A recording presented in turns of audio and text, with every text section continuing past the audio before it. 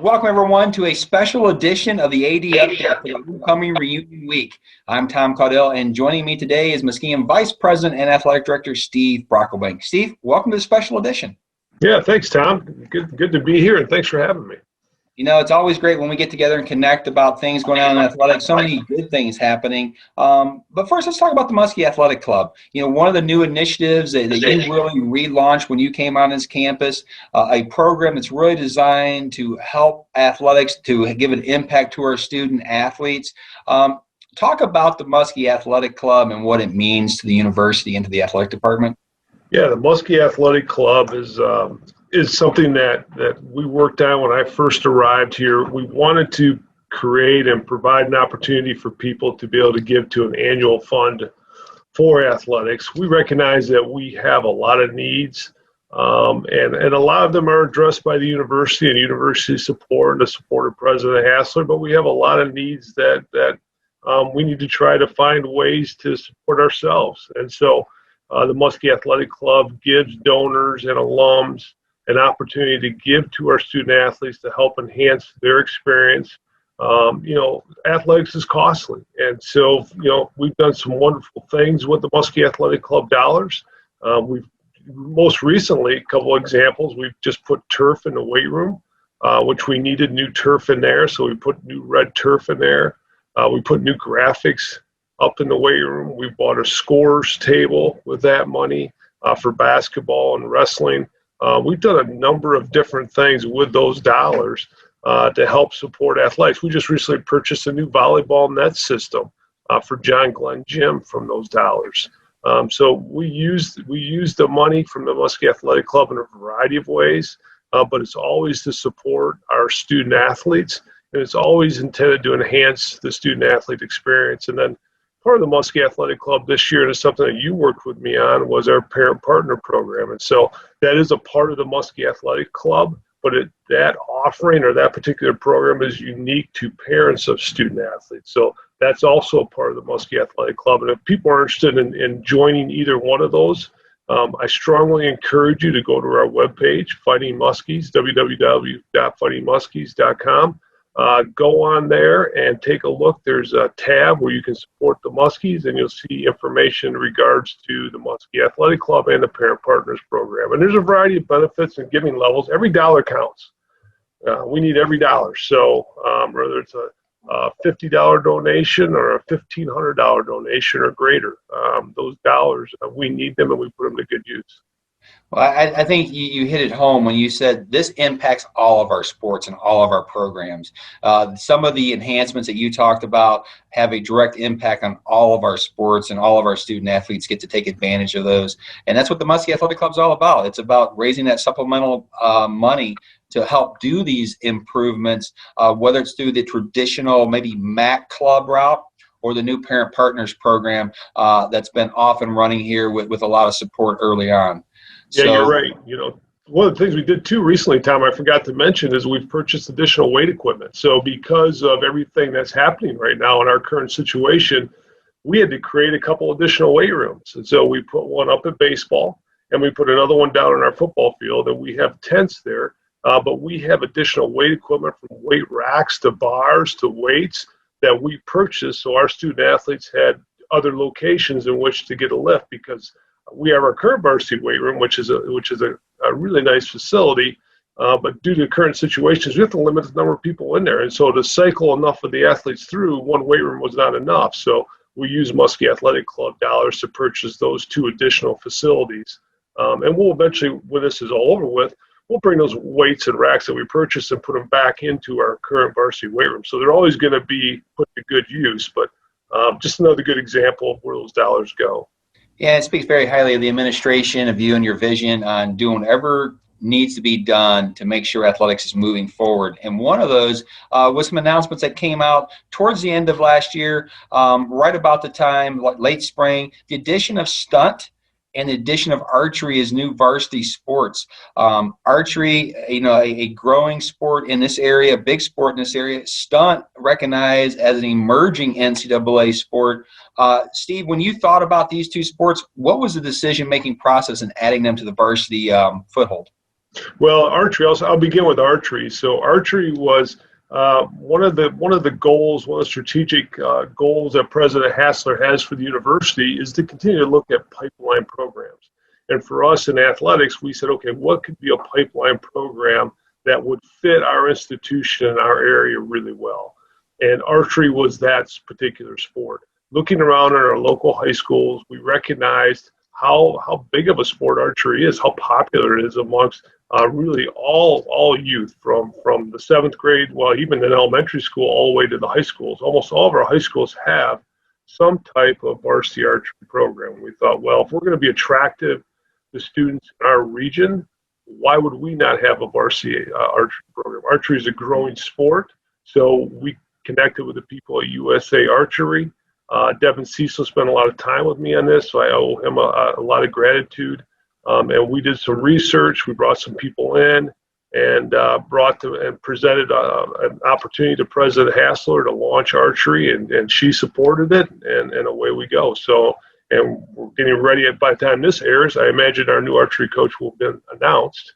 But as you and I are speaking, we're getting ready to prepare that announcement. So, yeah, really, really exciting stunt. I had an opportunity when I was out at the NCAA convention a year ago.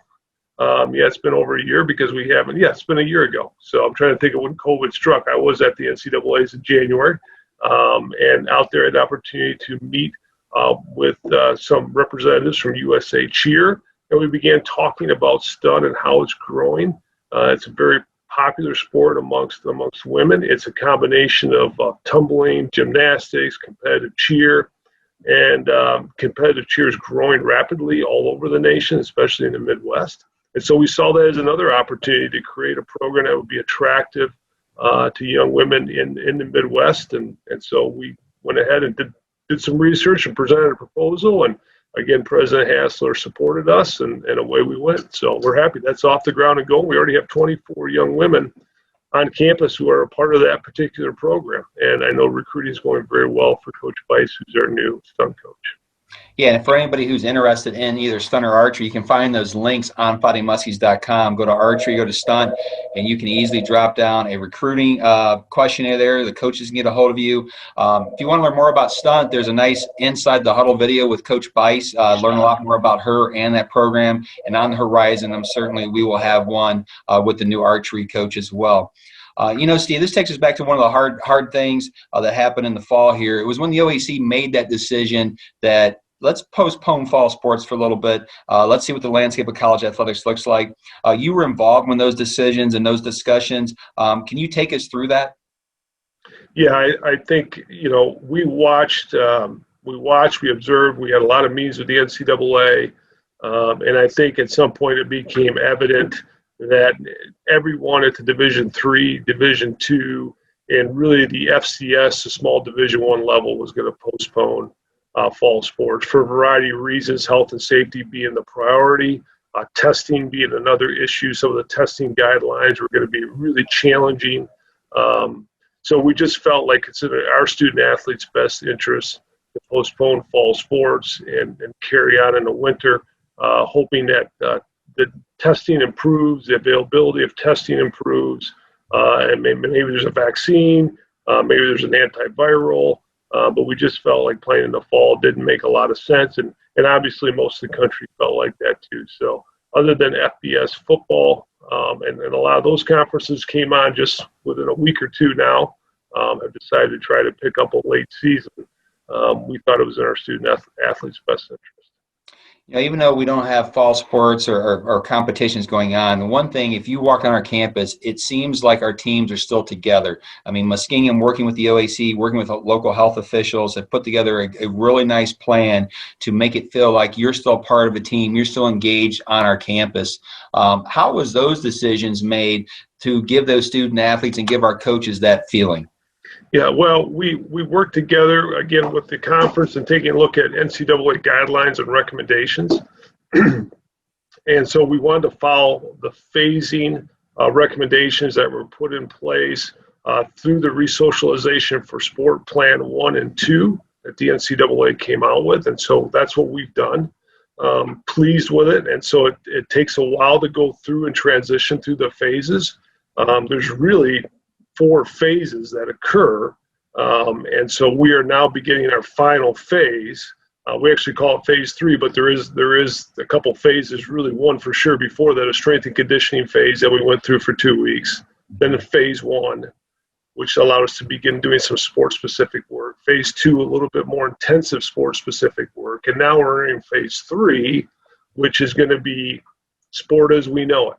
So 5-on-5 contact basketball, 11-on-11 contact football, right? Soccer, be able to have contact with each other. So now we're going to go out and watch a practice, and it's going to look just as we always typically imagine a football, a basketball, a soccer, a lacrosse practice looking. And it's a good testament to our coaches, to our student athletes, to our athletic trainers, to the administration, that everybody bought into the system. They knew what they needed to do, wearing the mask up Muskies, and they did everything right to get to this point where practices are going to look like practices again. And that's a really good feeling on our campus. I know from our student athlete standpoint, they were excited for this week. It felt like it was a game day as we start heading into the next phase. Yeah, it's good to have them engaged. I mean, they come here, they come to Muskingum for a variety of reasons, but one of the reasons they attend here is they have a passion for their particular sport. And so now having the opportunity to re-engage with that passion is exciting. And they've been waiting for it, and everyone has. So I'm thrilled that they can do that. Again, we're not playing games, but this is the next best thing right now. And so having them out there practicing and being re-engaged with their coaches and their teammates, I think, one, it's just healthy for them too. And it's healthy for all of us. I enjoy going out and just watching practice. It's nice just to see them practice and participate in something. It's refreshing. It is. And, one thing that happened this fall was a announcement of a new sports medicine partnership. And this is a pretty big one. Genesis Healthcare System coming over to become our new sports medicine partnership. You've met with them a lot as this process was ongoing to finalize the deal. What will Genesis Healthcare System mean for Muskie athletics? Well, again, it goes back to our number one priority, the health and safety of our student athletes. So this partnership is going to provide enhanced benefits for us from a health and safety standpoint. We're going to have an opportunity to have athletic trainers come over from Genesis. We are beginning to transition away from graduate assistants in our training room. And so now we'll begin to have athletic trainers come over from Genesis with more experience. So that, to me, is really encouraging. We're going to have more check-ins from the physicians at our site. So we'll have more physician coverage than we had in the past. Rehab we have a rehab facility right here in town. So that's nice. We don't have to drive to Zanesville all the time for things. Yeah. So I think just the amount of coverage, the quality of coverage, the rate of coverage is going to be significantly different than what we've had in the past. So I'm really excited about those things. Well, I think having Genesis Healthcare System associated with Muskingum, a hospital system that's renowned for southeastern Ohio, the name recognition alone, not to mention the quality of care, is going to be tremendous for Muskingum student athletes, for our coaches, going to help in a lot of facets here at the university. That leads us to Can I say one more thing too, Tom, on that, real quick, is that they're also going to impact our strength and conditioning programs and the nutrition. So we plan on getting them involved in those two areas down the road, and they have made a commitment to do that. So it's again, for our student athletes, it's going to be very impactful. So. Oh, it will be, and it'll be a great transition for Muskingum. See, that leads us to something that you can see happening on campus right now. The Health and Wellness Complex project is literally going up right now as we're speaking. A $30 million project in the center of campus at a time when a lot of colleges have paused some things, some buildings. Muskingum moving forward with this project. The impact it will have on the university, on athletics, on the community, and the region is going to be tremendous. How do you view that project right now? Well, I mean, I'm thrilled, and I think we owe a lot of gratitude and appreciation to the Board of Trustees who allowed us to go forward with this project, and President Hassler and her vision for this project. It is going to impact every one of our student athletes. I mean, the project is going to impact every student on campus because it is so multifaceted. But from an athletic standpoint, every one of our student athletes is going to be impacted by this facility. Whether it's in the new diagnostic center that's going to be there, it's going to help help us evaluate and improve performance, which I think is probably the most exciting piece of the whole facility, because we know sports science and how important that is, and there's going to be an area dedicated to that essentially. So I think that provides us a significant advantage over our competitors. But and then just the facility itself, having an indoor track, having indoor turf in which to practice on, train on, it's going to have a significant impact on all of our student athletes, all of our programs, and obviously from a recruiting standpoint, it makes a statement. It makes a statement to student athletes that, you know what, the university values you as a student athlete. They value the student athlete experience, and here's the proof of it. So often institutions will talk about it, but at some point, a savvy recruit is going to say, "Well, show it to me. I want to know this really exists." And so we can say, "Yeah, you are valued, and what you do is valued." And we value the student-athlete experience, and we recognize it as a critical component of the entire educational experience. And so I'm excited for all those reasons. Well, I tell you, you hit a home run there, combining athletics with academics, with the community, with the diagnostic hub. So much is going into that one project. It's going to have a major impact on athletics, on the university, and it's going to be shining pretty bright in the region here as more people become aware of that's happening on our campus. If you're not familiar with the HWC, just go to muskingum.edu/HWC. All the information is there. Plus, you can watch the live cam and see. I mean, I get amazed every time I come on campus and see how much more that hillside looks. It looks different every day. Yeah, it's fun to watch. It's fun to watch. Yeah. I would think that our football team, when they're out there practicing, the track team's on the track, I mean, they're witnessing it like live firsthand from day to day when they see the construction taking place. But it will impact every program on our campus in a very positive way. Steve, I want to thank you for taking time today to join us here on the Homecoming Reunion Week edition of the AD Update. It's always good to get together and talk about some of the good things happening in athletics and let our alumni and friends know where they can find information that they're looking for.